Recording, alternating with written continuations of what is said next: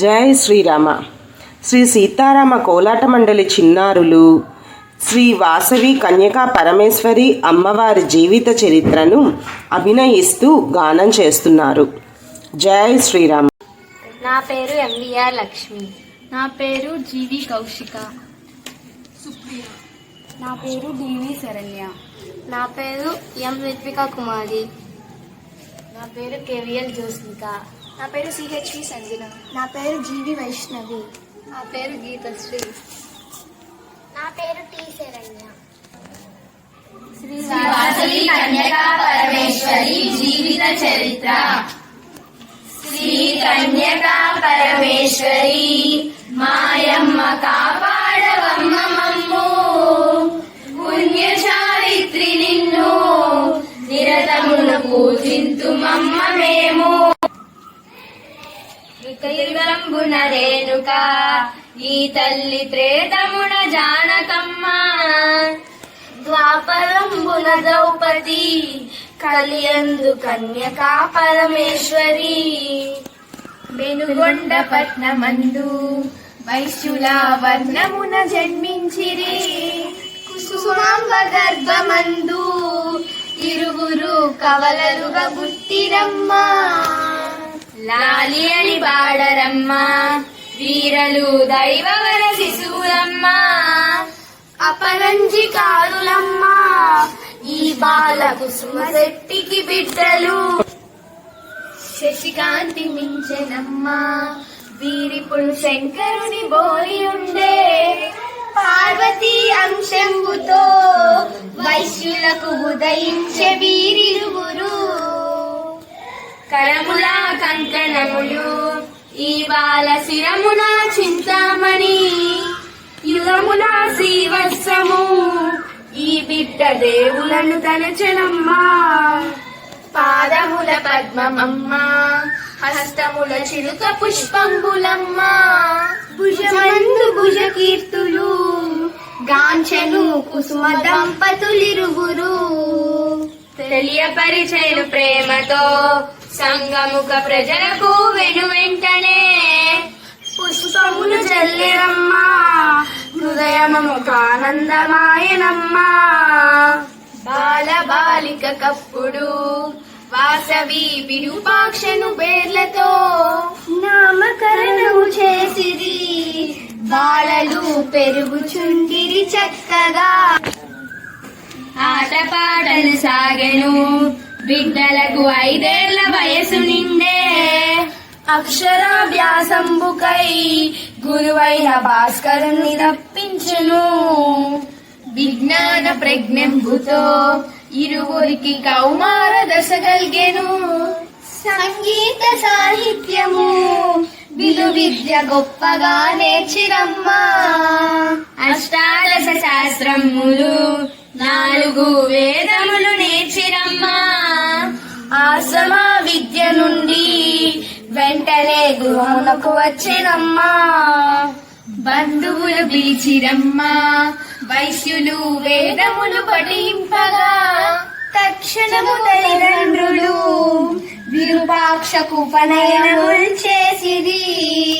రత్నవతి రమణి తోడా విరూపాక్ష వైవాహికంబాయను, కాపురంబునకొచ్చెను కోడలు కనికరంబున చెందెను.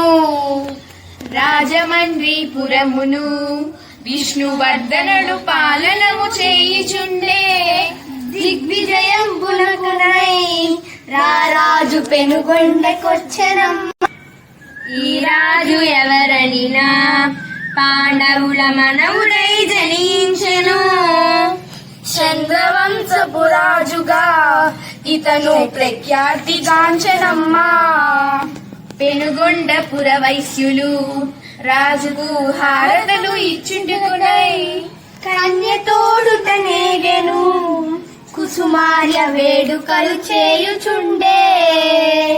కన్యకను చూచె రాజు కను చెదరి కామాంధుడై బల్గెను. కన్య నాకిమ్మందుచు రారాజు యారబారము పంపెను. వైశ్య సంఘము పెద్దలు యోచించి బాలన గుర్ల బంపిరి రాజునకు బుద్ధులు ఇటు చెప్పిరి. ఓ మహారాజ రాజా మా కన్య దైవాంశమున పుట్టెను. మానవుడవయ్య నీవు ఆసక్తి కోరడము తగదు రాజా. 53 మంది భార్యలు నీ ఇంట ఉండగానే మా వైశ్య కులకాంతను కోరుట ధర్మమే కానేరదు అని బాలురిట్ల బలుగా ఆ మాట పెడచెవిన పెట్టి రాజు కన్నెర్ర చేసి తాను బిడ్డలను కట్టి కొట్టి పెనెను. కత్తి యుద్ధము చేసెదా మీరల కన్యను ఇవ్వమనినా 3 లోకములందున ఇటువంటి సుందరి దొరకగలెను. నిత్య కృత్యములందున వాసవిని మరువలేకపోయెను. కామాంధకారంబుతో క్రోధముగా బాలులను చూచెరాజా. భక్తితో బాలురంతా వాసవిని మనసులో తలచిరమ్మా. బాలురు యుక్తితోడా పెండ్లిని చేతుమని చెప్పిరమ్మా. గురు శుక్రమాడ్యమయ్యా ఇప్పుడెట్లు చేతుమా పెండ్లి అనిరి. మాగమున తరలి వచ్చి తక్షణము పెళ్ళాళ్ళు మంచిదనిరి. పెండ్లియే ముఖ్యమైతే బహుళముగా మేమైన చేతుమయ్యా. లోకమున లేని రీతి పరలోక పెండ్లిని చేతుమనెను. కామాంధకారంబుతో రాజుకు ఏమీ బోధపడక బాలురను మెచ్చుకొనును మరియు వావి వరిసెలు కల్పెను. అటులైన మరుదులారా ఒక పూట ఆతిథ్యమును చేతును. కాబోయే అల్లుండనే వెంటనే వంటలను చేయుమనెను. రాజు మాటలు తెచ్చిరి బాలురకు పెద్దలకు వివరించిరి. యుక్తితో యోచించిరి వేరొక వైశ్య బాలురును పంపిరి. యోగీశ ఋష్యాదులన్ ఆతిథ్యమిచ్చితే పుణ్యమౌను. కామాంధ ద్రోహులకును పానీయమిచ్చిన పాపమగును. అష్టాదశ పురాణాలు బాలురకు హృదయమున స్ఫురించెను. భాగవత గ్రంథమందు యుండిన పద్యమును జ్ఞాప్తికొచ్చే. వారజాక్షుల ఎందున మరియును వైవాహ విత్తమందు ప్రాణమానములందున బొంకొచ్చు పాపమే అంటదయ్యా. విశదముగా యోచించిరి బాలురు బొంకు నిర్ధారణ చేసిరి. విష్ణువర్ధన రాజుతో బాలురు జపనారంభించిరి. ఓ మహారాజ బావా మా వైశ్య ధర్మంబు తెలియలేదే. గతికితే అతకదయ్యా అందు నీకేమి గావాలో చెప్పుమా. చాలా పెండ్లిళ్ళాయనే ఏ మామ నాకిట్ల చెప్పలేదే. ఇది ఎట్ల ధర్మమేమో నిపుణముగా చెప్పము మరుదులారా.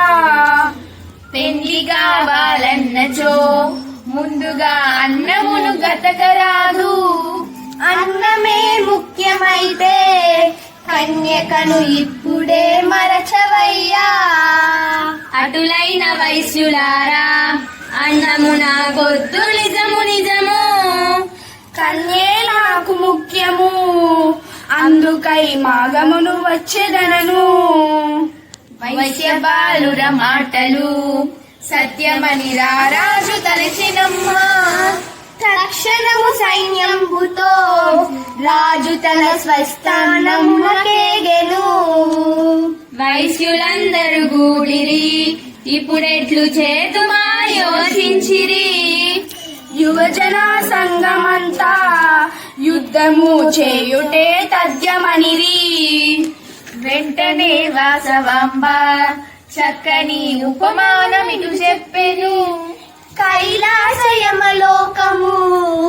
వెళ్ళుటకు 2 దారులు ఉండెను. యుద్ధమే తథ్యమైతే దుష్టుని చేతిలో మరణించిన మోక్షమును చెందనప్పుడు మనకు యమలోకమే తథ్యము. దుర్మార్గుడయ్యుండిన సైంధవుడు అభిమన్యు చంపెనయ్యా. సన్మార్గుడైయుండెను అభిమన్యు యమపురికి చేరెనయ్యా. హిరణ్యకశిపరాజు పలుమార్లు శ్రీహరిని దూషించిన హరిచేత జజ్జనయ్యా మోక్షమును వెంటనే పొందెతాను. శాశ్వతము ఏది కాదు మనమును శీలమును రక్షించుకై ప్రాణత్యాగము చేసేదే యుండును కీర్తి చంద్రార్కము. కుసుమ శ్రేష్ఠియు వెంటనే అందరకు తెలియపరచుట కొరకు చాటింపు వేయుచును వెంటనే వైశ్యను వైశ్యులంతా. అంతటను ఆర్యవైశ్య సబలను మిన్నగా గావించిరి. వాసవాంబతో సైతము అగ్నిలో త్యాగమే మంచిదనిరి. వాసవీదేవి అప్పుడు వృద్ధులను మాత్రమే దూకమనెను. వైశ్యకులముల బాలురు అభివృద్ధి చేయుటయుండి మనను. అందులకు 6 నూర్లు 12 గోత్రజులు ఒప్పరైరి. అగ్నిగుండములందున దూకమని వెడలపోయే వారలు. వేయిలు బెదిరిపోయే వలియాలు వంగిపోయిని శాంతము. పత్తి దూతి అనుచును వారులు అష్టదిక్కులకెళ్ళిరి.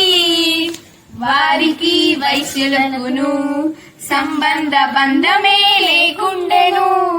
పెనుగొండ వదిలి వెళ్ళే వారలు అష్ట కష్టముల తోడను. దుఃఖపూరిత తోడును యుండిన జననీ జనకులాంచెను. చిరుమందహాసంబుతో వాసవి వేదమిటు చెప్పును. గత జన్మ ఎవరు మనము మరు జన్మ ఏమిటో చెప్పగలమా. విధి దాటతరమా మనకేమి వ్రాసెనో ఆ బ్రహ్మము. శతత్రయ గుండంబులు శూద్రులతో నేర్పుగా త్రవ్వించెను. కృషముగా గోరక్ష్యము వారలకు ఇచ్చెను కుసుమ శ్రేష్ఠి.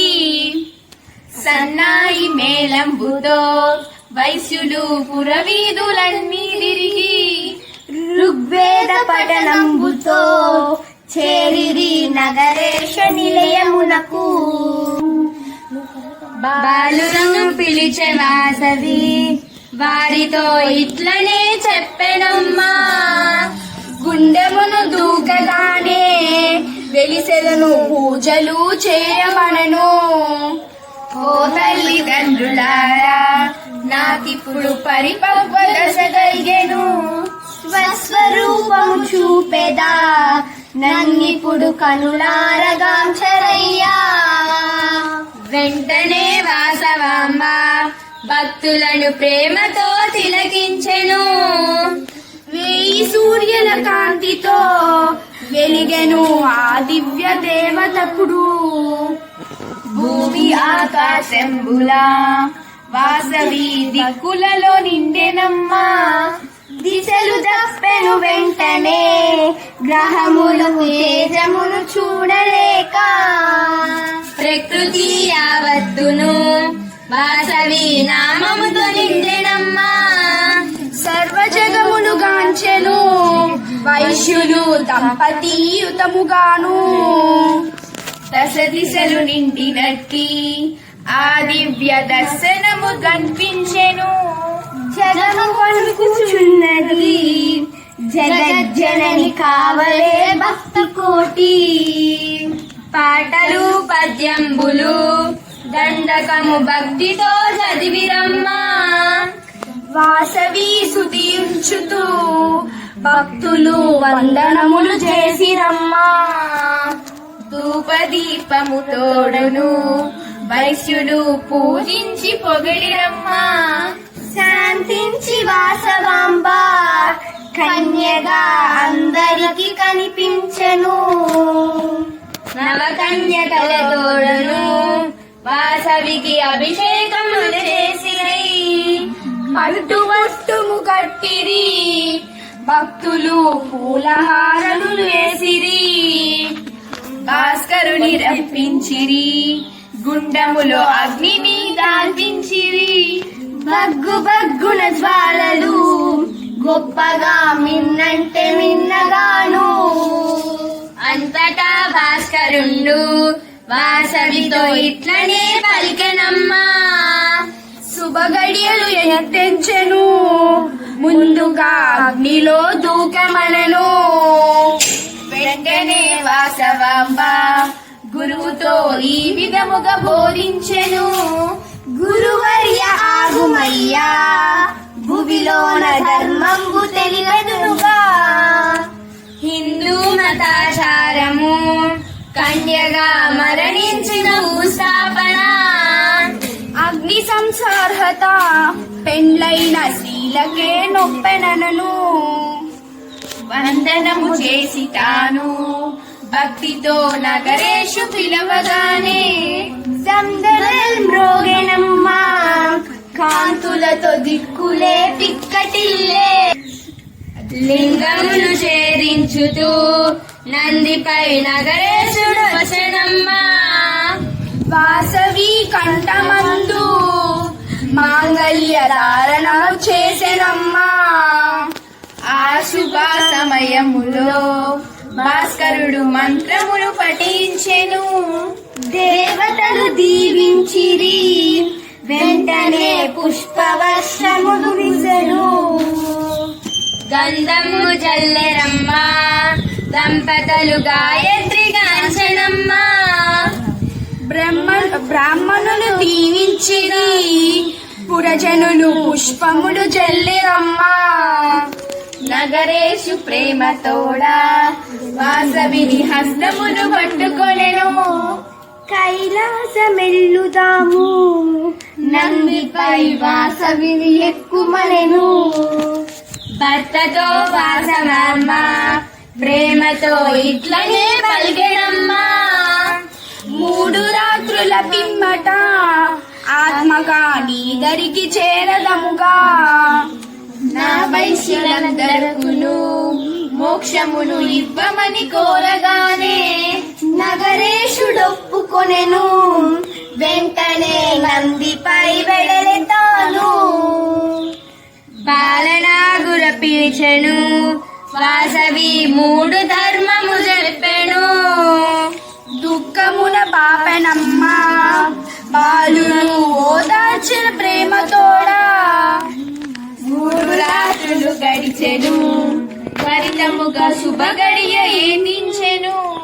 రాజునకు శాపమొసగి వాసవి అగ్నిలో దూకెనమ్మా. వెంటనే వాసవాంబ జ్యోతిగా కైలాసపురి చేరెను.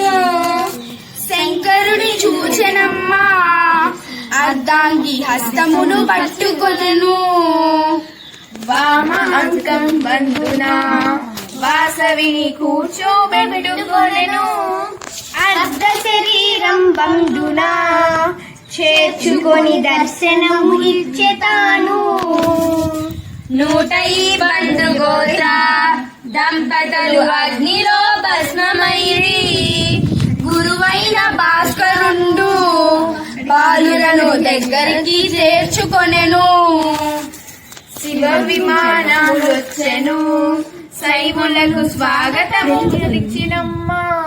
శంకరుని కడకేగిరి వైశ్యులు శూలపాణిని గాంచిరి. శూలపాణిని గాంచిరి విష్ణుదూతలు వచ్చెను వైష్ణులు విష్ణువును గాంచెనమ్మా. ఈ చరిత ఇట్లుండగా రాజుకు ఇక్కట్లు మెంటాయను. పెళ్లి పెళ్లి ఎనుచును రారాజు పెనుగొండపురి చేరెను. వెంటనే శాపంబుతో ఇక్కడే తల పగిలి చచ్చెనమ్మా. విష్ణువర్ధన ప్రాణము గంధర్వలోకము చేరనమ్మా. విష్ణువర్ధన పుత్రులు మంచిగా మైత్రి భావము చూపెను. అతి వైభవంబు నిండే విరూపాక్ష పట్టాభిషేకంబుతో మంగళం పాడిరి అందరూ సంతసము వెదజల్లిరి. పార్వతీ అంశంబుతో వెలసిదివి కన్యకా పరమేశ్వరి. ఆర్య వైశ్యులకెళ్ళెను ఇటువేల్పు వైతివని పొగిడినారు. వైశాఖ శుద్ధ దశమి వాసవికి మాఘ శుద్ధ విదియకు పూజలను చేయమనెను వెంటనే వాంఛలు నెరవేరను. ఈ కథను ఇంటింటన చదివినా చెప్పినా వినగానే పరమ మోక్షము తోడన నిక్కముగా సకల సౌఖ్యములు కలిగెను. భక్తితో ప్రతినిత్యము వాసవికి పూజలు చేయుడమ్మా. మంగళము పాడరమ్మా మంగళము పాడితే మోక్షమమ్మా. శ్రీ కన్యకా పరమేశ్వరి మాయమ్మ కాపాడవమ్మ మమ్ము. పుణ్య చారిత్రి నిన్ను నిరతమున పూజింతుమమ్మ మేము. జై వాసవి జై జై వాసవి.